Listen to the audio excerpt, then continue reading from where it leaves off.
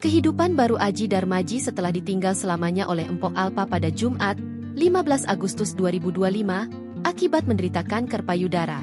Belum genap 40 hari Empok Alpa meninggal, Aji Darmaji kini banting setir menjadi penyanyi. Pria yang juga sebagai manajer Empok Alpa ini bahkan mengungkapkan rencana mengeluarkan single.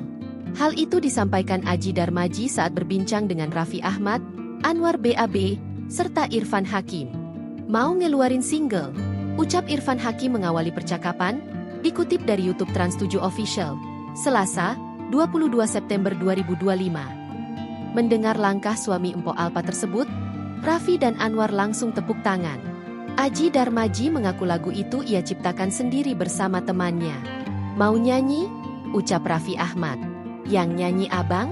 Nerusin perjuangan Empok Alpa ya, kata Anwar BAB. Lagu ciptaan siapa?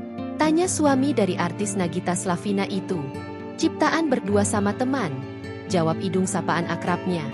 Lebih lanjut, Idung mengungkap makna lagu tersebut tentang kehilangan seseorang.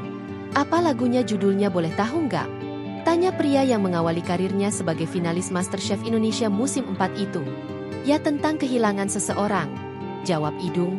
Aji Darmaji menambahkan putri sulung dari pemilik nama lengkap Nina Carolina itu, Shirley, juga ikut bernyanyi bersama dirinya. Download Tribun X sekarang, menghadirkan lokal menjadi Indonesia.